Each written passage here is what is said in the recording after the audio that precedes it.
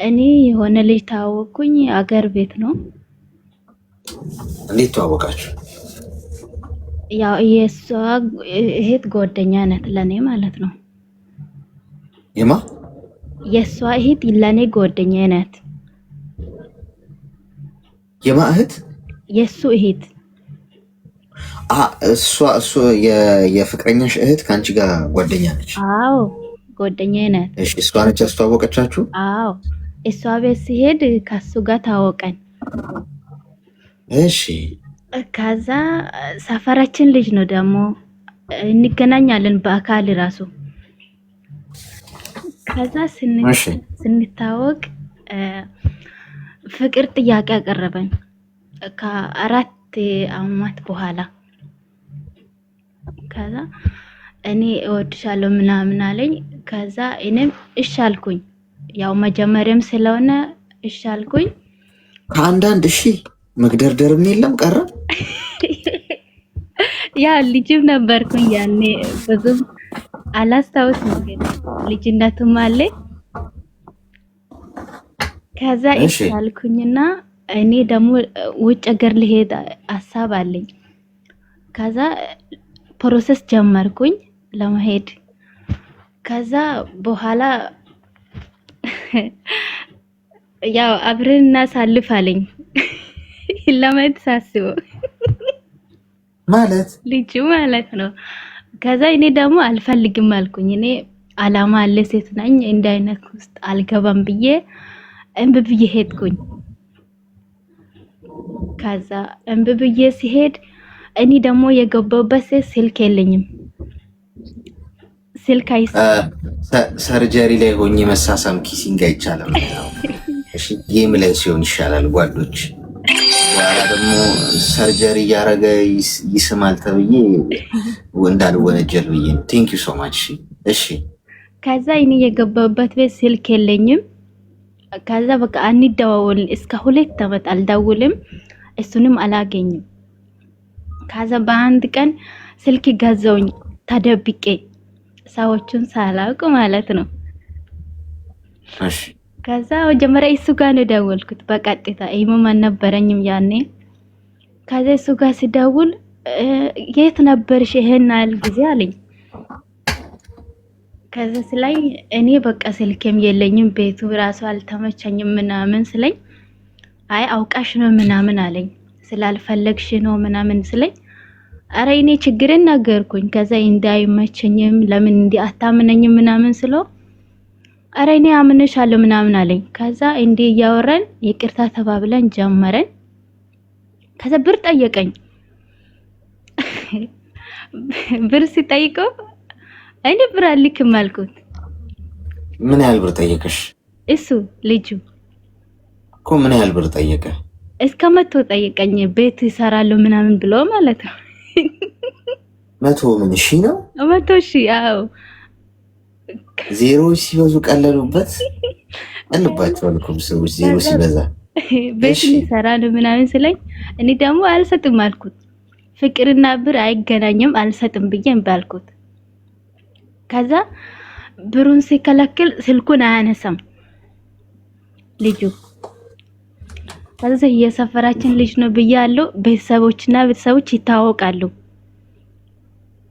ከዛ እኔም እሱም እንደታወቀን አውቃለሁ። ሁሉም ሰው ያውቃል ቤተሰቦች። ከዛ ከሌላ ሴት እንደተጀመረ ነገሩኝ ማለት ነው። በቃ እንደ ግንኙነት እንደጀመረ። ከዛ እኔ ሲሰማ ደወልኩት።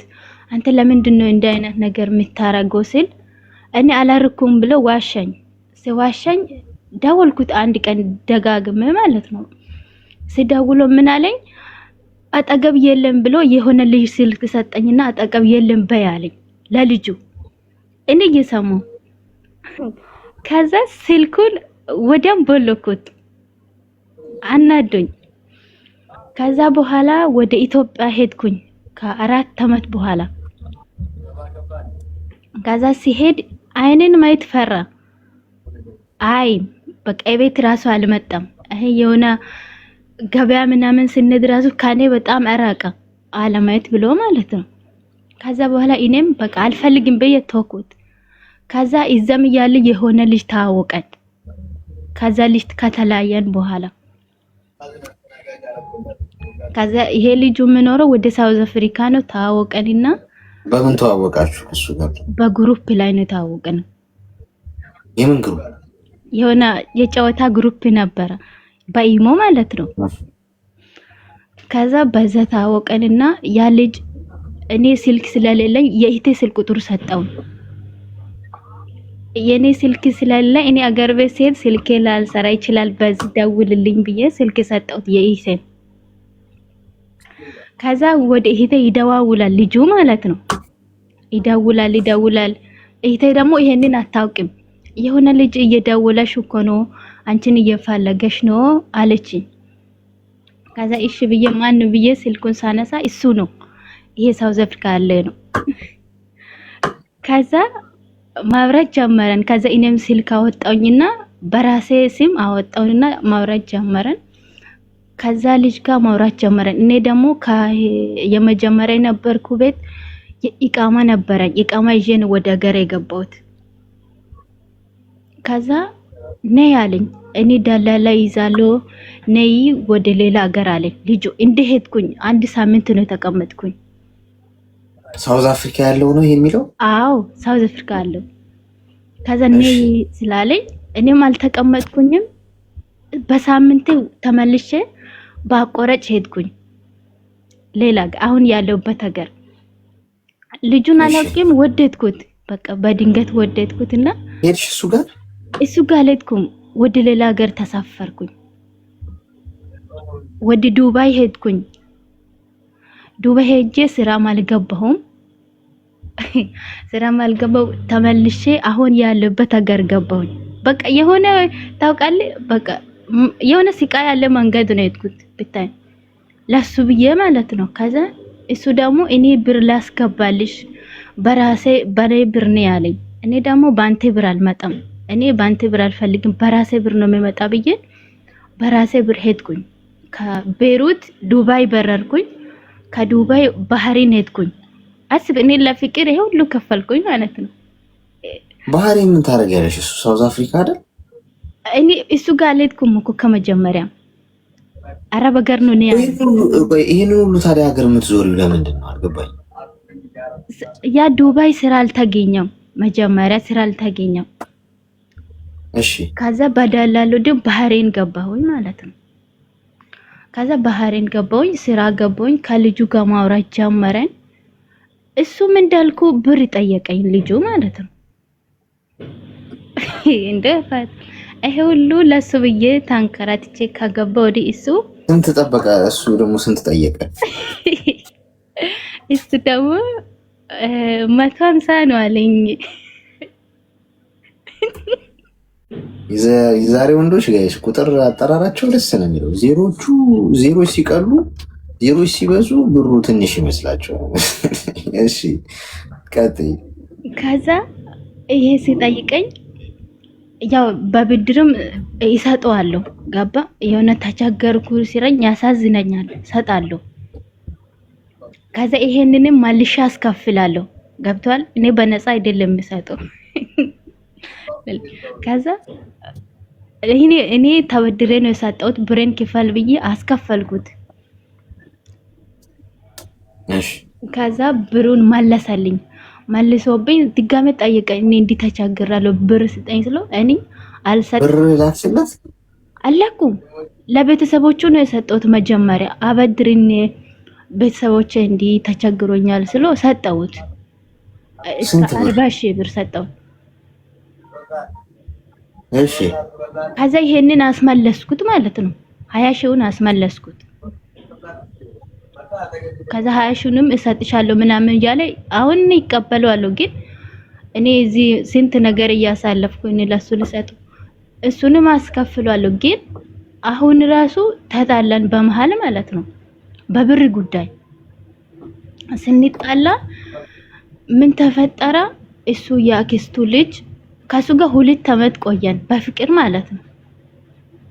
2 አመት ስንቆይ ተጣላን በመሃል። ከዛ በአክስቱ የእሱ አክስት ልጅ ሌላ ሴት ልታገናኝ ማለት ነው። ሲታወራ የሱ እህት ማለት ከኔ ጋር ታወራለች በስልክ እናወራለን አስታውቆኛል። ከዛ እሷ ምን ተጣልተን ልታስታርቀኝ ሁለታችን ልታስታርቀኝ መጣችና ከዛ ለሱ ነው ቦይስ የላከችው ቦይስ እኔ ተሳስታ ይሁን ምን ይሁን አላቅም ወደኔ ገባ ቦይሱ። ከዛ ሲገባኝ አንተ ከዛ መንገድ ተመልስ አንተ ማይሆን መንገድ ነው የምትሄደው ምናምን ብላ ሲታወራ ወደኔ ገባ ቦይሱ። በጣም ደነገጥኩኝ። እኔ ይሄንን አላሰብኩኝም። እኔ ሌላ ሴት ጋር ሄዳለሁ ብዬ ሐሳቡም የለኝም። ግን እሱ ከኔ ብር እንደምፈልግ ፍቅር እንደሌለ ገባኝ። ከዛ በኋላ እሱ ደግሞ እኔ ወድሻለሁ እኔ እህቷ እንደነገረችንም ይሄ ቦይስኑም እንደሰማ አላወራውም ለሱ ማለት። ከዛ አላወራሁም። እኔ ሰው እንዲሳወራ ሰምቻለሁ። አንተ ሌላ ሴት ጋር እንደሄድክ ሰምቻለሁ። ለምን እንዲህ ታረጋለህ? እኔ ለአንተ ብዬ ሁሉ ከፍዬ በኋላ እንዴት ነው እንደምታረገኝ ብዬ ስጠይቀው እኔ ውሸት ነው ሌላ ሴት ጋር አልሄድኩም አለኝ። በቃ ተሳደበን፣ ሁለታችንም ተሳደበን። እኔ በጣም ተሳደብኩኝ። ለምን ለሱ ብዬ ብዙ ነገር አሳልፌያለሁ መንገድ ላይ ማለት ነው።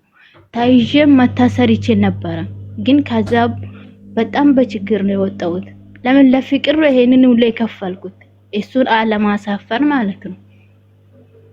ከዛ እንዲህ እሱ ሌላ ሴት ሲጀምር በጣም ከፋኝ። እውነት እንዴ ይሄ ነው ለኔ ውለታ። እኔ ተቸገርኩ ስል ከጎኔ ነበርኩኝ። በቃ ሲያዝንም ከጎኔ ነበርኩኝ። ለምን ይሄን አለን ለፍቅር የምታወራን ብዬ ከሱ ጋር በቃ ተጣላን። በመሃል ከሱ ልጁ ምን አለ አይደውልም። ከዛ በኋላ አይደውልልኝም። በሳምንት አንዴ በአመት አንዴ ይደውልኛል። ከዛ ወይ አትደውልልኝ አልኩኝ። እኔ ጋር አትደውልልኝ አልፈልግም አልኩኝ። እሱ ምሎ እኔ አንቺን ወድሻለሁ አንቺ ሌላ ወንድ ብታገቢም እኔ ወድሻለሁ ወይ ይለኛል። እኔ ደግሞ አልፈልግም አልኩኝ። ከዛ በህይወቱ ደም የሆነ ልጅ ገባ። ብቻ ህይወቱ የሆነ ከባድ ነው። ልጁ ደግሞ በሃይማኖታችንም አይደለም። የሱና የኔ ሃይማኖት የተለየ ነው። ከዛ ሌላ ልጅ ገባ። ይሄ ልጅም እያለኝ ከዛ ሲገባ ሌላ ሰው ጠበሽ? አዎ ሌላ ሰው ገባ በህይወት። በቃ የከፋ ጊዜ ነው የገባ። ያ ልጅ ደግሞ በጣም ከፋኝ። ከዛ ያ ልጅ ያጽናናኛል። በቃ እንደ አባት እንደ ወንድምም ሆነኝ። በቃ ሲከፋኝም በቃ ያጽናናኛል። ከዛ እሱም ደግሞ ምን ይለኛል ብር ጠየቀኝ። እንደው በብር ነው ፍቅር በኢየሱስም እኔ በጣም ቸገርኩኝ። ብር ጠየቀኝ። እሱ ራሱ ብር ሲጠይቆ እኔ ብር አልሰጥም ወይ ቤተሰቦች አያውቁም ለምንድን ነው ብር ምልኩ አልኩኝ። አልክም ብዬ እሱንም እምቢ አልኩኝ። አሁን ይሄ ምን ይለኛል አንቺ እኔን አትጠብቂኝ ከፈለሽ ሌላ ወንድ ማግቢ ሌላ ወንድ ጋርም አውሪ እኔን አትጠብቂኝ ይላል። ደግሞ እንድም ብሎ ይደውለኛል።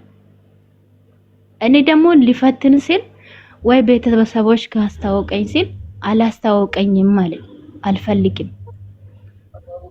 አሁን ገና ነኝ እኔ ለቤተሰቦች ለማስተዋወቅ አለኝ። እሺ አልኩኝ። አሁን ሁለቱም ይደውላሉ ይሄዳሉ። ግን ምን ላርጋቸው? ብሎክ አድርጌም አልቻልኩም። በቃ ብሎኩን እፈታለሁ። ብሎክ አድርጌ ራሱ እስቲ እኔ ምክርን እፈልጋለሁ። አሁን ከማን ጋር ነው የምታወሪው? አሁን የመጀመሪያና አሁን ሁለት ይሄ ሃይማኖት አንድ አይደለም ማልኩ ልጅ ጋር ነው። እድሜሽ ምን ያህል ነው? እኔ ወደ 20 ነው እድሜ። 20 አመትሽ ነው? አዎ እኔ በ15 አመቴ ነው ከጨገር። እሺ ሚውት አድርጊ። እሺ ቃሪያ በሚጥሚጣ ሰናፍጭ ጣል ያለበት ትንሽ የሚያስነጥስ መርፌ ነው የምንወጋሽ። ቢያስነጥስሽም ችግር የለም፣ ዋናው መውጣቱ ነው። የሴቶች እድሜ ከ20 አይለፍ ተብሎ ማን ነው የረገመው ወይስ ምንድን ነው የዞረበት የሚለውን ብናጠራ ጥሩ ይመስለኛል። የሴቶች ጉዳይን ብትመረምሩና ብትነግሩልኝ። አሁን እንደምንም ዘሎ 39 ገብቶ ነበር ቅድም። እድሜዋ 39 የሆነች እህታችን ሰምተን ነበር። እንደገና እሱን በቃ እስቲ ጥሩ ነው ብለን ሳናበቃ ቶሎ 20 ወረደ። የኔ እናት አንዴ ብዙ ጊዜ በወንዶች ነው ይሄ ነገር የተለመደው። ልክ አይደለም እሱ። በስንት ጊዜ ውስጥ ከስንት ወንዶች ጋር ነው ግንኙነት የምትጀምሪው? አሁን ስልሽ ወንድም ያደረገው እኮ ልክ አይደለም፣ ግን ብዙ ጊዜ ሴቶች ላይ አልተለመደም። የሚያረጉት አሉ፣ ጥቂት ነው ፐርሰንቱ። ሴት ልጅ ብዙ አታረገው። ገብቶሻል ወይ? በአንድ ጊዜ ከተለያዩ ሰዎች ጋር በዚህ መጠን ማለት ነው። ብዙ ጊዜ ወንዱ ላይ ነው በቃ ወንድ ሴት በሴት ይቀያይራል ምናምን የሚባለው ማለት ነው። ኤኒዌይስ ወንዱም አረገው ሴቷ ልክ አይደለም። ገብቶሻል? ራስሽን አክብሪ እንጂ ከአንዱ ጋር ሳጨርሽ ሌላው ጋር ሳጨርሽ እንደገና ሌላ የሆነ ሰው ገባ። እኔ ስሰማሽ እየገረመኝ የሰማሁሽ የሆነ ሰው ወደ ህይወት የገባ ከዛ ደግሞ ሌላ ሰው ደግሞ ገባ ድጋሚ። እንዴ ልብ እኮ አንድ ነው። ከአንድ ሰው ጋር እንትን ያልሽው የጀመርሽው ነገር ጫፍ ሳይደርስ መስመሩ ሳይታወቅ ወይ ያንን ቶፒክ ሳትዘጊው እንዴት ነው ወደ ሌላ ነገር የምትሸጋገሪው? ይሄ እኮ ልክ አይደለም። ህይወትሽ ራሱ ነፍስሽ ራሱ ረፍት አያገኝም። ለዛ ነው ውክብክብ ያለ ህይወት ውስጥ ያለሽ። ከሶስቱም ጋር ያለሽን ነገር አቁሚና አሁኑ ጸሎት አድርጊ፣ ተመለሽ። እስቲ ሲንግል ለ6 ወር ሲንግል ሆነሽ ቆይ። ከማንም ሰው ጋር ሳታወሪ፣ ከማንም ሰው ጋር ሳትጀናጀኝ የሲንግልነት ላይፍ ምንም አይነት የፍቅር ግንኙነት ውስጥ ሳትገቢ። አንደኛ 20 ዓመትሽ ነው። በ20 ዓመትሽ ይህን ሁሉ ነገር ውስጥ መግባት ትክክል አለ። እድሜሽ ገና ነው። አሁን እስቲ ሌሎች ነገሮች ላይ አተኩሪ። ስራ ላይ፣ ትምህርት ላይ፣ እውቀት ማግኘት ላይ። ገብቶሻል? ግዴታ ነው እንዲህ ፍቅረኛ መያዝ? ግዴታ ነው እንዲህ ወንድ ልጅ በህይወቶች ውስጥ መኖር? እንዴ አንዳንድ ጊዜ እንዴት ነው ነገሮችን የምንረዳው ጋይስ? ያለ ምንም ሰው እኮ እስቲ ህይወታችን ውስጥ ፍቅር ገለመሌ ተቃራኒ ጾታ ምናምን ሳንል እስቲ የተወሰነ ጊዜ እኮ ጊዜ ያስፈልገናል፣ የማስተዋል ጊዜ። ስንቶቻችን ሲንግል ሆነን እንግዲህ የቆየ ነው? እስቲ ንገሩ። ሰው የፍቅር ግንኙነት ወይም ከተቃራኒ ጾታው ጋር የፍቅር የመፋቀር አይነት ነገር ውስጥ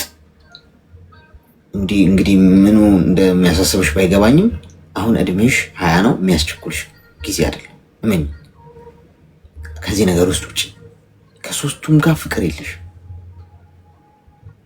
ሶስቱም ቆዳ ሊገፉን የመጡት አንቺ ጋር የሚጠሩት ገንዘብ እኔ ራሱ ስጽፈው የምሳቀቀው ነው። ገብቶሻል? ቁጥር አያውቁም። 150 ሺህ ትኛለሽ፣ 100 ሺህ ትኛለሽ። ዜሮዎቹ ሲበዙ አንቺም ቀሎብሻል። ስለዚህ አቁሚ፣ ራስሽን ሁኚ፣ ተረጋጊ። ለብቻሽ 3 ወር 6 ወር ሆነሽ ነገሮችን አመዛዝኚ። አትሊስት ከቻልሽም ለ1 ዓመት ምንም አይነት ነገር ውስጥ አትግቢ። 2 ዓመትም ቢሆን ችግር የለው። ገና ነሽ፣ 20 ዓመትሽ ነው። 25 26 ልትደርሽበታለሽ ስትበሲ፣ ነገሮች ሲጠነክሩ። ለሁሉም ጊዜ አለው። ተግባባን? መጃጃል አቁሚ።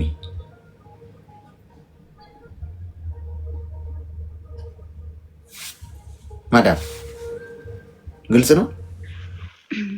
አዎ አሌክስ ግልጽ ነው። ግን የሁለተኛውን በጣም ነው የሚወደው ልጁን ማለት ነው። ግን የለም በቃ እኮ አሁን የሁለተኛው ምናምን የለም። ለቀሽ አሁን ለጊዜው ለብቻሽ ሆነሽ አስቢ። እሱ የአንቺ ምርጫ ነው። አሁን ወተሽም እኮ ልታረጊው ትችያለሽ። እኛ እንይዝሽ መቼም እጅሽን መተን አናስረው። ግን ሀሳብ አይደል የፈለግሽው አይደል? አዎ ሀሳብ ነው የፈለግኩት። በቃ ሀሳብ ሰጠንሽ። ይህንን ሀሳብ አንቺ ደግሞ ወስደሽው ገዢ ሀሳብ ነው ለካ ካሰብሽ ተግበሪ ህይወትሽ ላይ። አይ ሀሳቡ ብዙ አያነሳም ካልሽ ደግሞ መጣል ነው። ሀሳብ ሁልጊዜ ልንስማማበት የሚገባ ጉዳይ አይደለም። ገዢ ሆኖ ካገኘ ነው እንገዛዋለን ሀሳቡን፣ ካልሆነ እንጥለዋለን። ማንም ፐርፌክት አይደለም እኮ። እሺ እሺ እሺ፣ መልካም ቀን። እንትን ያዘዝንልሽን የሚዋጠውን ኪኒ ጠዋት፣ ከሰዓት፣ ማታ ነው የምትወጪው። ከምግብ በፊት ትንሽ ደግሞ ትኩሳት ነገር ካለብሽ ደግሞ ሽሮፓን ውሰጃት። ማታ ማታ ብቻ ከእንቅልፍ በፊት ከምተኛትሽ ሽሮፓን ዋጫት። ዋጡት ብለን የምንሰጣችሁ የሚዋጥ መድኃኒት ጋይስ ወስዳችሁ ሼልፍ ላይ ምናምን የሆነ ቁም ሳጥን ውስጥ አትወሽቁት። የሚዋጥ ነው። እሺ ይዋጥ። የሚያስውጥ ኮሚሽን እናቋቁም እንዴ? በየቤቱ እየዞረ አስዋጭ ቡድን እናቋቁም። ውጠሻል ወይስ አልዋጥሽም የሚል ማለት ነው። ተሽከረን እኮ ጎበዝ። ሄሎ Hi Alex. ሰላም ሰላም ብያለሁ።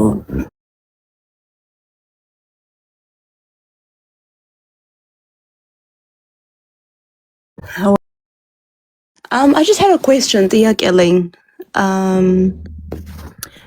በወንዶች ሪሌሽንሽፕ ላይ I know ብዙ ጊዜ እከታተላለሁ።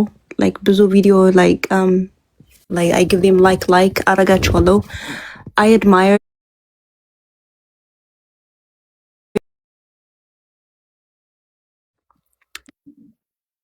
ያ ጥያቄ ግን ለሪሌሽንሽፕ ምን ነበር ወንድ ሲባል like how do we know sorry አማርኛ ብዙ እንትን ልቀላቅል ነው አማርኛ ብዙ እንትን አይደለውም ልረዳሽ እሞክራለሁ እሺ like ወንድ ሲያፈቅር ከልቡ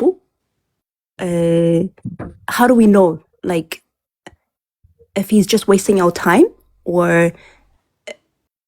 if he's in it for a long term like አሁን ትዳር የምትፈልግ ሴት ልጅ አለች ለምሳሌ እና ግን የሚያጋጥማት ሰው ለታይሟን ለማጥፋት ነው ወይም ደግሞ እሷ በምትፈልገው መንገድ አብሯት ሊሄድ ነው like ወደ ህይወቷ የሚገባት ተግባባን I'm so bad okay የጋብቻን ዴፊኒሽን ነው አንቺ like አንዳንድ ወንዶች ያጋጥሙናል በህይወታችን ሴት ልጅ ስንባል like ጥሩ ሴቶች አሉ በዚህ ምድር ላይ እና ትዳር እና ጥሩ ነገር የምንፈልግ የምንመኝ ሴቶች አሉ ከዛ በተቃራኒው ግን ደግሞ ያጋጥሙና አንዳንድ ወንድ ትዳር ማይፈልጋሉ ትዳር አይፈልጉም እና ዝም ብሎ ታይም ዌስት የሚያደርጉ አሉ ያን ደግሞ ለይተን ለማወቅ በጣም ይከብደና ሴት ስንባል እና ምን ትለኛለህ ቦይፍሬንድ አለሽ አሁን I'm a single mom ኦኬ እኮ ይሄ ጥያቄ ከምን መጣ ብዬ ነው just በብዛት እኔ ኤክስፒሪየንስ ማድረጋቸው በሪሌሽንሽፕ ትዳር like መጀመሪያ እንትን ይሉኛል ስተዋወቃቸው just እንደኔ they be like oh I want what you want I want you know I want a relationship I want a marriage አሪያ ከዛ አምኛቸው ስገባ በተቃራኒው እንትን ይሉብኛል ሐሳባቸው ይቀየራል እና ያለኔ እንትን obviously ይሰማኛል already ተገባውበት በኋላ ሐሳባቸው ሲቀየር ማለት ነው ግን እኮ አብሮ ከኔ ጋር ናቸው ሰው ለምን እንደዛ ሴት ልጅኛ ያጭበረብራሉ አይገባኝም ከዚህ ላይ እኮ አሁን ምን መሰለሽ አሁን በመሰረቱ አብሮሽ ያለው ሰው የትዳር ሐሳብ ስታነሽበት ጭንቅላቴን ወገቤን ጫማ ክሬን አስሬ ቀበቶዬን አስሬ ምናምን ሱሪ ቀይሬ ጃኬት ልቀይር ምናምን የሚል ከሆነ ማምለጥ ነው ያለብን ምክንያቱም ትዳር ከወደድኳት ከወደደችኝ ከተግባባን ስለሷ ካወቅኩ ማወቅ ያለብኝ ወደ ገደለው ነው መግባት ያለብኝ ትክክለኛ ሰው ከሆንኩ በቃ አገባታለሁ እንኖራለን እየኖርን ነው የምናስተካክለው መቀየር የምንፈልገው ነገር ካለ መገንባት የምንፈልገው ነገር ካለ አብረን በጋራ እንገነባዋለን ገንብቼ ነው ማገባሽ ካልኳት ጨዋታ የማይመስል ነገር ገብቶሻል አብሬያት አልገነባም ምንም ችግር አለው እንደውም በጋራ የገነባነው ነገር ነው ሀብታም ሆኜ መኪና ገዝቼ ቤት ገዝቼ የሆነ ፎቅ ሰርቼ ምናምን ምል ከሆነ ችግር አለ ማለት ፎቅ ከሰራው በኋላ ነገር ፎቄን ልትወስጂ ነው ምናምን የሚል ነገር ላስብ ነው ማለት እንደው ምንም በሌለኝ ሰዓት መታ ከተገባባን አብረን እንገነባለን ምንም እንወቃቀስበት ጉዳይ የለም አብረን አፈር ከደሜን ገጠም የተነሳ ነው አለቀ ግን የሆነ ነገር ተአምር ሰርች ሆቴል ቀይሬ ነው ማገባት ካልኩ ማለት ጓደኛ ኑሮኝ ነው ማለት yes ሲንግል ከሆነ አንድ ሰው ችግር የለውም ግን ቦይፍሬንድ ምንድነው በቃ ፍቅረኛ ምናምን ተባብለው ተፈቃቅረው 10ኛ ዓመት የፍቅረኝነት አኒቨርሰሪ 5 ዓመት የፍቅረኝነት አኒቨርሰሪ ምናምን የሚያከብሩ አሉ የሚያስቀኝ የትዳር አኒቨርሰሪ ያደረጉትም እንዲያው አንድ ዓመት በቃ ተጋብተው 5 ዓመት የትዳር አኒቨርሰሪ ቢያከብሩስ ያ ደግሞ በጣም ያምራል ሶ ጊዜሽን የሚገልሰው ካለ ህይወትሽ ውስጥ ሆኖ አንቺ ፍላጎት እያኖርሽ የማግባት በቃ ያ ሰው አያገባሽ ከተሻለ አውቆ ነው የሚጫወተው ማለት ነው ሶ ቆይ እቺን ነገር ሰርቼ ያገባሻለሁ ካለ ለምን አብረን አንሰራም ነው ጥያቄ ማለት ያለብሽ እዛው ጋር እቺን ነገር ገንብቼ ካለ ለምን አብረን አንገነባም ተጋብተን ምን ችግር አለ ምክንያት የሚደረድርብሽ ከሆነ ወይ የሆነ ባካፕ የሆነ ጉዳይ አለው ወይ ደግሞ አንቺን ጊዜሽን አቃጥሎ እንደ ሸንኮራ መጥቶሽ ሊተፋሽ ነው ስለዚህ ያኔ ፍሬንድ ይያለሽ ማለት ዝም ብለሽ ድራይቭ አታረጊ እንደዚህ ነው ነገሮችን በዚህ መንገድ ነው ነገሮችን ለማስተካከል ምንም ምክንያት ላለመጋባት የሚቀርብ ነገር የለም። እኔ አሁን እንደ ወንድ ነው ነግርሽ፣ ፍቅር ኖሮ የወደድኳት ሴት ብትኖር ወይ ከወደደችኝ ከተግባባን ራሴን ጭንቅላቴን አልልም ወደ መስመር ነው የምገባው። ገብቶሻል? መኖር አለብና ስለዚህ እንደዛ ነው ልትለዩ የምትችይው። እሺ ወንድ ልጅ በወንድ ልጅ ኤንግል እና ጋይስ ፐርስፔክቲቭ ከሴት ልጅ ሲያገኝ የሚፈልጋትን ሴት ልጅ ሲያገኝ ዳስ ሂ አውቶማቲክሊ ያውቃል? ላይክ ኦኬ ሌትስ ሴይ ምን የሚባል እንትን አለ አባባል አለ በምን ሪሌሽንሽፕ ላይ ወንድ ልጅ ቀጥታ አንድ ሴት ልጅን ሲጠብስ ላይክ ቀጥታ ወይዘ ሰዓቷን እንትን ሌላት ነው እሱ ከምትነቂ በጊዜ ቴንክ ዩ ቬሪ ማች ብለሽ ቀይ ምንጣፍ አንጥፈሽ ትሸኘዋለሽ ማለት ነው። ወይ ይጋባል ወይ ደግሞ በቃ እንደዚህ አይነት ውሳኔ ነው ማሰብ ያለብሽ። ቴንክ ዩ ሶ ማች። ምንም ችግር የለም። አመሰግናለሁ። እሺ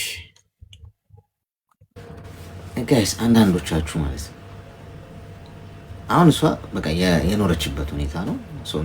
እንግሊዝኛ የሚነስራችሁ ሰዎች አላችሁ እንደኔ።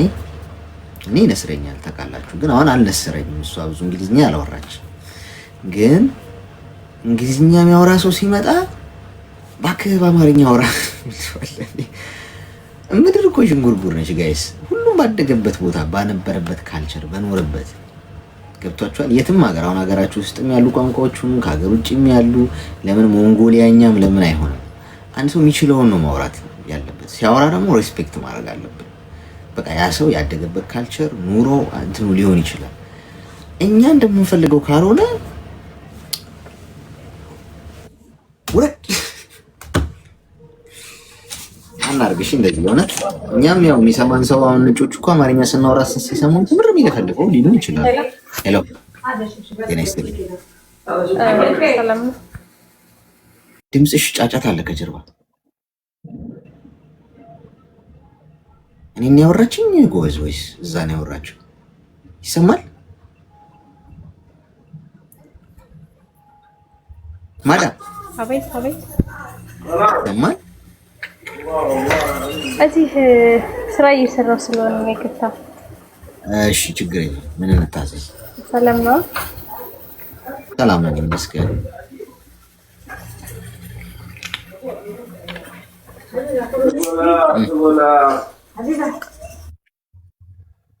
ኦኬ ስራ ላይ ነች። አይ ቲንክ ማውራት የምትችይበት ሁኔታ አይደለም ያለሽው፣ ወይ ማውራት የማትችይበት ሁኔታ ከሆነ ያለሽው ሲመችሽ ላኪ። እሺ በቃ ትንሽ ቆይቼ እመጣለሁ። እሺ ምክንያቱም ሚውት እያደረገች በየሰከንዱ ካወራችን አደረን ማለት ነው። ጋይስ ሜምበር ሁኑ። ከላይ ከስሜ ጎን ያለው ልብ ቅርጽ ምልክት እየነካችሁ ሜምበር ሁኑ። ቆይስ ታጠቅስ ሄሎ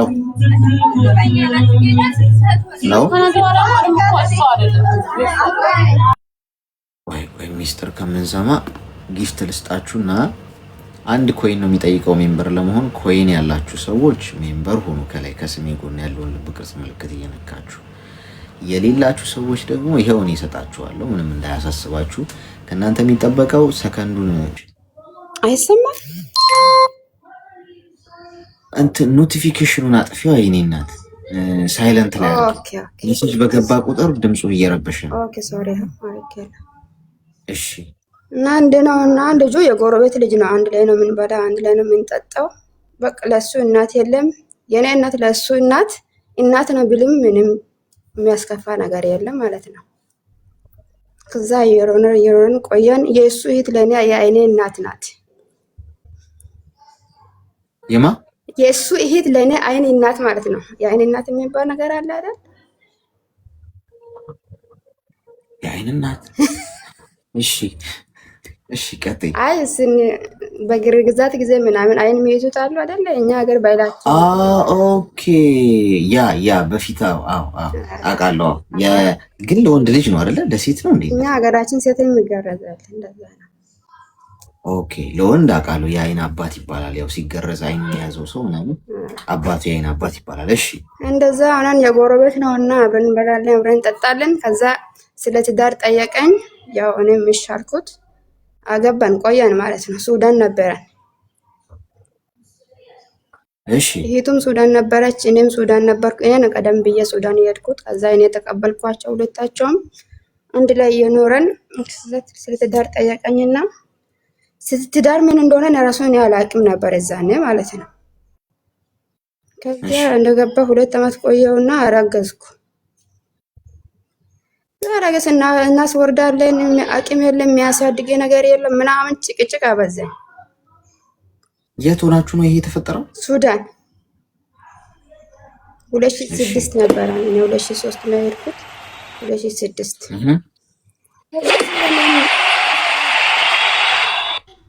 እኔም ብዙም ስለ ትዳርም ስለ ልጅም ማሳደግም ምናምን አላውቅምና እሺ ብዬ ተስማምቼ አስወራል። እዛ ሰዓት ፓስፖርት ለቤሩት ሰጥቼ ነበረና ቆያ ቪዛ ሳይመጣ ማለት ነው። ከዛ አመት ቆየሁትና ሌላም ቀረብኝ ማለት ነው። ሲቀረብኝ አማምኩት፣ ታመምኩ፣ አስመለሰኝ ምናምን ሐኪም ቤት ወሰደኝና ሲያስመረምረኝ አንቺ ሀብታም ነሽ፣ በቃ 2 ማንተ ልጆች 1 ወንድና 1 ሴት አሉኝ ዶክተሮቹ። ምን 1 ወንድና 1 ሴት 2 ማንታ ነው በሆድሽ ውስጥ ያለ አልኩት። ያረገሽ? እሺ ሁለተኛ ዙር ማለት ነው። በቴሌቪዥን አይቶኝ እሺ ስሉኝ ቤት እንደደረሰን ይሄ ነገርማ አይሆንም። መጀመሪያም ሲያስወርድ ሞቼ በቃ አጥንቴ ነው የቀረው ማለት ነው። ሰው ልጅ እንደዚህ ሰው ላይ ክፋት ይሰራል? አብሮ እየበላ አብሮ እየጠጣ እያየ አይኑ እያየ ማለት ነው።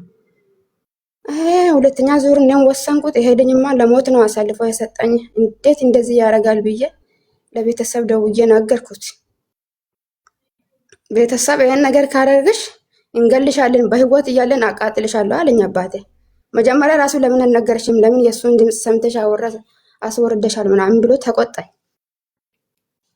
ስለኝ እኔም የአባቴን ምክር ተቀበልኩትና ሱዳን ምድር ነበርኩት። ስደት አገር አባትነት የሌለበት አገር ላይ በቃ ይከራከራል።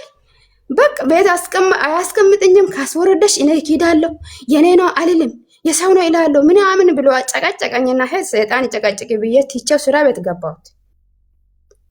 ኢጃዛ ቤትም አልተቀመጥኩም። ስራ ቤት ሂጄ እስከ 7 ወር ሰራሁት።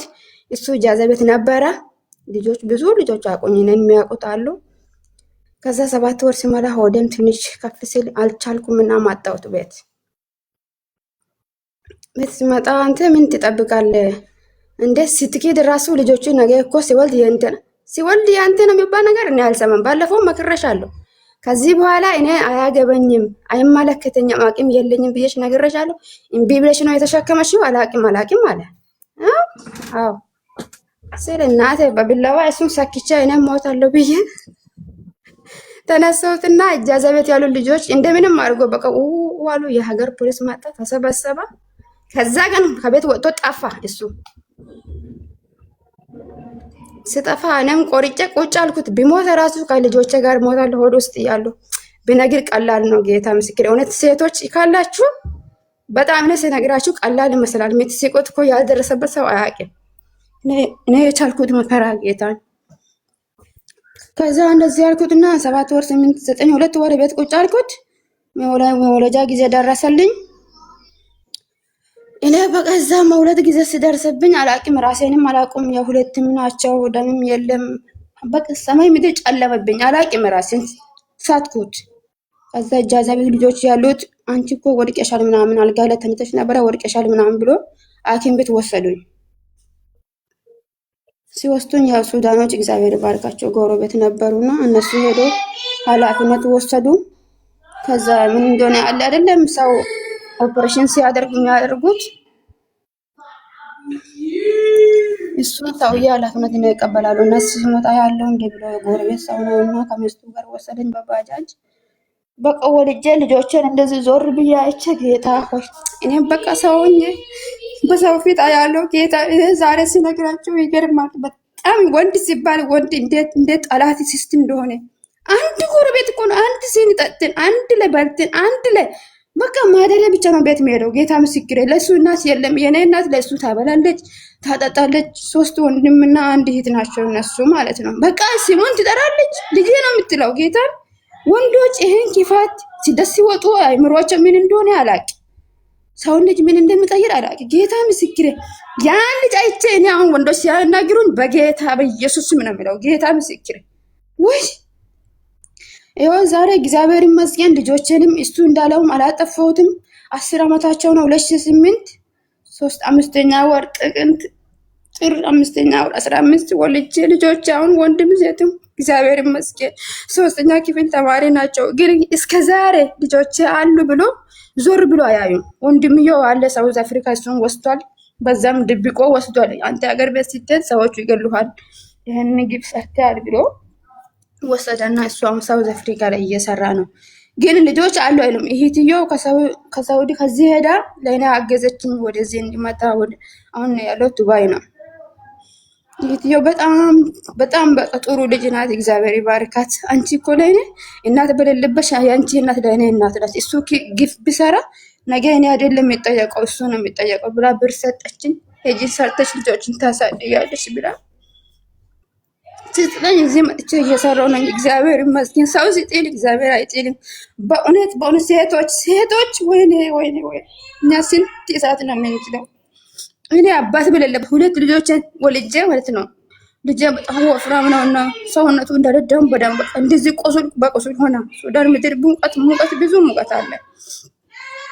ከዛ ይሄን ልጆች በቃ ምን ላድርግ፣ አንዱ ጣዩ ይላል፣ አንዱ በእናትሽ አትጣይ እንደምንም ሆነሽ ይዘሽ ግቢ ወደ ሀገር ይችላል። ከዛ የመጨረሻ አጎቴ ልጅ ምን አለ፣ ወንዱን አሳድጊና ሴት ልጁን ስጪ። ትግሮቹ አሉ እዛ ትላልቅ ትግሮች አሉ፣ ልጅ የሌላቸው ሽማግሌ የሆኑት ለእኔ ስጪ ይላሉ። ስለኝ ክስ በይሱ ደሜን ሰጥቼ ጌታ ሆይ ይሄማ ሄልም ነው። ደሜን ሰጥቼ ነገ ሲያስፈልግ ያገኛለሁ ብዬው 1 ወር ሳይሞላ ማለት ልጆችን ይዤ ከሱዳን ወደ ኢትዮጵያ ሲሄድ 7 ቀን ጉዞ መንገድ ላይ 2 ልጆች አንዱን በጀርባ አንዱን በሆዴ ይዤ ገባሁ። በቃ ሰው ሁሉ ሞታለች ብሎ ነው የሚጠብቀው። እኔ ወልዳለች ሲባል ኧረ ውሸት ነው አስካል ሞታለች እያሉ ነው ሁሉም ሰው ማለት ነው። እናቴ በቃ ማንም ሰው እየመጣው ነው ብዬ አናገርኩ። ጌታ ምስክሬ በቃ ወጣሁት። እንደወጣሁ 7ኛ ቀን ሐሙስ ወጣሁት። አርብ ነገ ነው ሲባል ሐሙስ ሳምንት ገባሁት ማለት ሳምንቱ ሲሞላ 7ኛ ቀን ገባሁ። ማታ 7 ሰዓት ላይ ከምሽቱ ታክሲ በትንሽ መንገድ ነው አንቺ ልጅ ስለያዘሽ ብሎ 7000 ብር ዛኔ ውድ 2008 ላይ 7000 ብር ከፍዬ እስከ ቤት ገባሁት። ሲገባ በራንኮ ካለው እናቴም ታኝታለች፣ አባቴም ታኝቷል። አይከፍቱም። እኔን ሞታለች ብሎ እየጠበቁ ነው እነሱ። ትመጣለች በህይወትም አላሉ። ከዛ በርም ላሜራ ነበረ ቋቋ አረጋለሁ። መኪና የያዙት ልጅ አንተ ሰው የሌለበት ነው ባዶ ቤት ነው የመጣሽው ይሉኛል። ከዛ ጎረቤት ዞሬ እናቴ እኔ እኮ አስካል ነኝ ስላት እናቴ ወደቀች። ይሄማ ህልም ነው አንቺ በህይወት አለሽ እንዴት ሞተሻል ብዬ እኔ በእውነት ሁሉም ቦታ እያለቀስኩ መንገድ ሲሄድ እያለቀስኩ ብላ ሰፈር ሁሉ ማታ 7 ሰዓት ላይ ይሄ ነገር ህልም ነው ብሎ እንደ ለቅሶ ቤት ተሰበሰበ። ጌታ ምስክር በጣም ገርሞኝ ልጆቼ አሁን ሲያያቸው እኔ እግዚአብሔር ያንተ ስጦታ ነው እኔም አላሳደኩም ነው የምለው። እኔ አላሳደኩም፣ አሁንም ቢሆን ፈጣሪ ነው ያሳደገኝ። ወንዶች ክፋት ብነግረው ጌታ ምስክሬ አሁን እናንተ ብር ጠይቃችሁ ብትላላችሁ የምን ብር ነው? እነሱ መርዝ አስጠጥቶ ነው የሚገሉት ጌታን። አሁን አንዲት ጓደኛ የነበረች እግዚአብሔር ነፍሷን ይማርና ለኔ ብዙ ነገር አግዘኝ ነበረች። ከዛ ልጁ እሷ ገብታ ብላ ታይ እኔን አይተሽ እንደዚህ አትሁኝ ታይ እያልኳት እምቢ አለች። 3-4 ጊዜ አስወረደች፣ ሞተች መጨረሻ ላይ። ትርፉ ይሄ ነው በቃ። አሁን እሱ ምን ጎደለው? እሱ ሌላ ሴት ያያል፣ ያገባል። እሷ ናት ህይወቷን ያጠፈችው። እኔንም አሁን እንደዚህ ቢሰማ ያን ልጅ ቢሰማ ኖሮ በሁለት ልጆቼንም መድኃኒት ጠጥቼ ሞቼ ነበር። አሁን 2 ልጆች እናት ነኝ፣ እያሳደጉ ነው። 9-10 ዓመታቸው ይኸው ሞላ። ስለዚህ ሴቶች የወንድ ምክር ብር አሁን እኔ እግዚአብሔር ይመስገን ይኸው ከመጣ 2 ዓመቴ ነው። 2 ዓመት ዛሬ ታይሳለሁ። 2 መሬት ገዛሁት። ባለፈው 5 ሳንቲም የለብኝም አይደል? እነሱን በወደ ውስጥ የሚበላው ነገር አጥቼ እኮ ነው ሰው ለምኜ ትግሮቹ ዱቄት ያመጡልኛል፣ ስኳር ያመጡልኛል፣ ያሳለፍኩት መከራ ሳሙን ያመጡልኛል። ጌታ እግዚአብሔር ሰው ባዳን አሳልፎ ይሰጣል። የምታውቁት ሰው ሲጠላችሁ ገርም በጣም ነው የሚገርመው ታሪኩ። ከዛ እንደዚህ ሆኜ ወደ ሀገር ገባ። አሁን እዚህ ሀገር መጥቼ እግዚአብሔር ይመስገን፣ እግዚአብሔር ይመስገን ምንም አልጎደለኝም። ወንድ ብር ሲጠይቃችሁ ስለ ፍቅር እንደውም ሲያገባችሁ ስደት ያላችሁ ልጆች እናቴን ጌታ ምስክሬ አገር ቤት ሄዳችሁ በአይናችሁ ለምን ሽማግሌ አይሆንም አይታችሁ አግቡ። ጌታን ብር ጠየቀኝ አፈር ይጠይቅ እሱን ጌታ አፈር ያስባለው በእውነት። ስለዚህ እህቶች ተስፋ አትቁርጡ። ወንዶች እኮ እናውቃለን ስንላቸው እንደ እናት ነው እንደ እህት ነው። እህት አላቸው ግን እህት አለኝ አይሉም። ወንድም እናት አለ አይሉም። ለምን ግፍ ይሰራሉ እንደዚህ? ቆይ አሁን ይሄን ልጆች ነገ አደጉም በስሙ እየተጠሩ ነው። መጥቶ ልጆቼ ነሽ ብሎ ይጠይቃል ወይስ እንዴት ነው? ግራ ገብቶኝ ላይ ነኝ። አሁን ምን ላይ ሁኔታ ላይ ነው ያለሽ? በቃ አሁን ቤተሰብ እኮ ልጆቹም ይበላሉ፣ እነሱ ቤት ጠጥቶ ይጠጣሉ። በቃ እናቴ ታይ ይብሉና ልጆች ራሱን ሲያውቁ እሱም በህይወት ኖሮ ከመጣ እንደምንም ይያዛል። አባትዮ ሳይሞት በፊት ልጃቸው ይሄን ግፍ ሰርቷል ምናምን ብሎ አባትዮ ሽማግሌ ሰብስቦ ሲሄድ ልጄ ሞታ እሷ ገላ መጣለች፣ ልጄን ገላ ቀብራ መጣለች፣ ልጄ በህይወት ሲመጣ አወራለሁ አለ አባትዮ። ያው ልጁ በህይወት ሳይመጣም አባትዮ ሞቷል። አሁን ልጆችሽ ደህና ናቸው አይደል? አሁን እግዚአብሔር ይመስገን ደህና ናቸው። እሺ አሁን ያሳለፍሽው ነገር በሙሉ ለበጎ ነው። እሺ ትምህርት ይሁንሽ። ያው ለቀጣዩ ነገር አምነሽ ምን ድረስ ሰውን መሄድ እንዳለብሽ ያስተምርሻል። ያው አንቺ በእሳቱን የተማርሽው ዞሮ ዞሮ ከዛ ሁሉ ነገር ተርፈሽ ልጆችሽም ተርፈው አሁን ተረጋግተሽ እያየሽ ሁሉ ነገር ያልፋል። ስለዚህ ስለ አባታቸው ክፋት እያሳደግሽ እየተናገርሽ አታሳድጊያቸው። ያለሽ መጠን ማለት ነው። ልጆች ይሄ አባታቸው ይሄ ነው ሞቷል እላለሁ። የተሰቀለበት ፎቶ ነው ሲያሳያቸው ልጅት በቃ ተወድም ታይ በእናትሽ ትላለች። በምን እንደምታውቀው አላውቅም። ታይ ትላለች። ልጁ ምንም አያውቅም። በቃ እኔ እነግራለሁ፣ ክፋት እነግራለሁ። ለምን ገሎኛል፣ እሱ ገሎኝ ቀብሮኝ ነው የሄደው። ጌታ ምስክሬ፣ እሱን ጌታ የስራውን ይስጠው ብቻ። አይዞሽ፣ አንቺ ጠንካራ ሰው ነሽ። ያን ሁሉ በረሃ ያን ሁሉ መንገድ አቋርጠሽ ልጆችሽን ይዘሽ ያው ፈጣሪ ነው ያገዘሽ። ስለዚህ ፈጣሪ አግዞሽ ደግሞ እዚህ ከመጣሽ እና ከተረፍሽ ጥላቻ ውስጥሽ እንዳይበቅል ቀጥቶሻል። በምንም መልኩ ማንም ይሁን ማለት ጥላቻ እንዳታስተምሪ ለሰው ለልጆችሽ። ጊዜ ይፋረዳል እኮ ጊዜ እኮ ፍርድ ይሰጣል። እንደ ጊዜ ዳኛ መቻለ። ጊዜ ማለት የእግዚአብሔር ሌላኛው ስሙ ነው። ጊዜ ይባላል። ገብቶሻል? ሲፈርድ እውነት ላይ ሆኖ ነው የሚፈርደው። ጊዜ ለሁሉም እጁን ይሰጠዋል። ጥሩም ላረገ መጥፎም ላረገ የዘራውን ያሳጭደዋል። አንቺ ፈራጅ እንዳትሆኝ መሀል ገብተሽ ለልጆችሽ አባታችሁ እንዲህ ነው ብለሽ ጥላቻ ስትሰብኪያቸው ነገ አባታቸውን ላይ መልሰው አፈሙዝ የሚያዞሩ ልጆች ነው የምታሳድጊ። ያ ደግሞ የልጆችሽን ስብዕና ያንቺን ስብዕና አይወክልም። ጥሩ ዜጋ ማፍራት አይደለም የምትፈልጊው፣ ሰላም አይደለም የምትፈልጊው። እግዚአብሔር ያንን ሁሉ ጫካና ሜዳ ሸንተር አሳልፎ በህይወት አትርፎሽ እዚህ ማድረግ ካበቃሽ እሱ የምታመሰግኘው ምን በማድረግ ነው? ክፋት፣ ጥላቻ፣ መከፋፈል ባለመስበክ። አሁን ፈጣሪያችን እኮ እናመሰግነዋለን ላደረገልን ነገር አይደል? ላደረገልን ነገር ክፍያው ይሄንን ነው የምትከፍሉኝ ቢላ አንከፍለው ማለት ነው። እናንተ በጎን አስቡ፣ ፍርዱን ለእኔ ተዉት ቢለን፣ ከጥላቻ ከበቀል ራቁ፣ ለእኔ ምስጋና የምትከፍሉት በዚህ ነው ቢለን፣ ይሄ ማድረግ ይከብደናል? አይከብደንም እኮ። ለምን? ያንን አሳልፎልናል። ያንን ጨለማ ከማለፋችን በፊት ቅድመ ሁኔታ የሚቀርብልን ቢሆን አንተ ካለፍክ በኋላ ስለማንም ጥላቻ ክፋትና በደል በቀል አታስብም፣ ያንን ማታረግ ከሆነ ይህን ታልፋለህ ብንባል እሺ ነው እኮ የምንለው አይደል? ችግራችንን ለማለፍ በቃ የምትከፊው ዋጋ ይሄ ከሆነ ለልጆችሽ ክፋት አትንገሪ። እነሱ ሲያድጉ ራሳቸው እውነታውን ሲያውቁ ራሳቸው በአእምሯቸው ሚዛን ላይ አድርገው ይፍረዱበት። ስለዚህ አንቺ ለልጆችሽ መልካም እያሳደግሽ ጥሩ እየነገርሽ አሳድጊያቸው።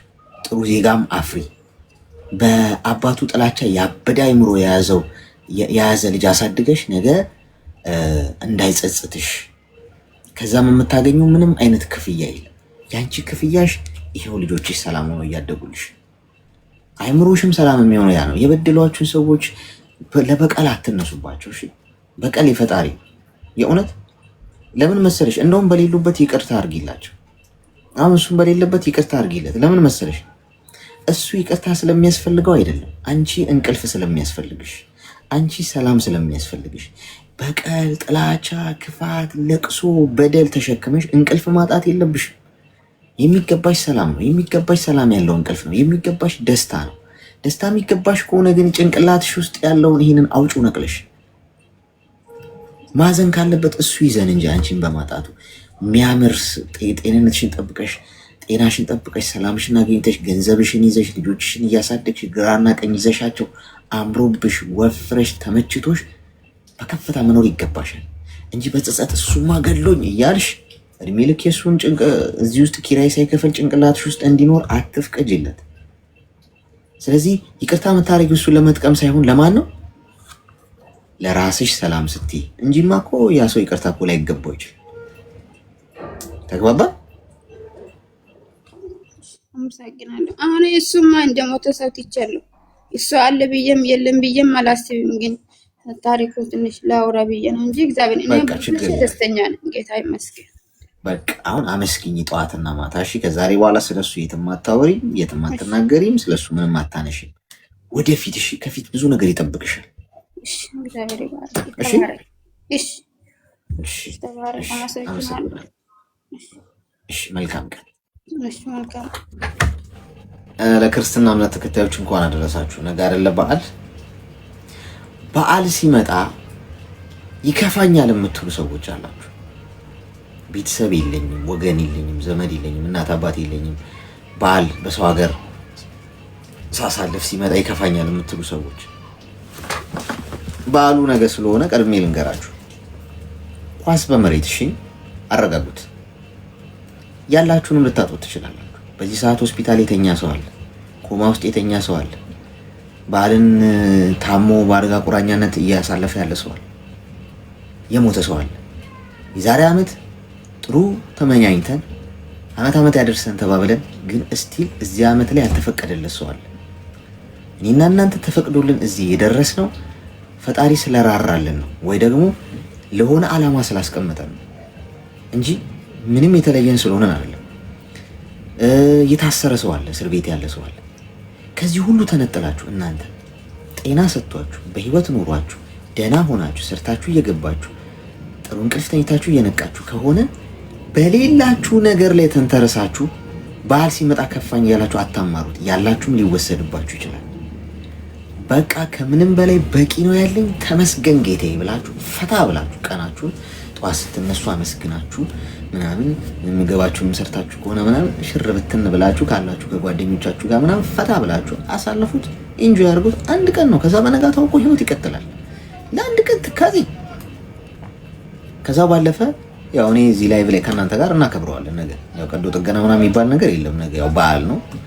እዚሁ ላይ እያወራን ገጠመኞቻችንን ቀልድ ካለ እየተቀላለድን ጨዋታ ካለ እየተጫወትን ያለፈውን ነገር ስለ ዘጠናዎቹም እያወራን የድሮ የበዓል ገጠመኞቻችንን እየተነጋገርን እየተሳሳቅን እናሳልፈዋለን። እንዳያሳስባችሁ ሰው የአብዛኛው ሰው ሀሳብ ነው ብዬ ስላሰብኩ የነገርኳችሁ። ቀንም ስገባ ቅድም በዓል ሲመጣ ይከፋኛል የሚል ሰው ኮመንት በዛና ታው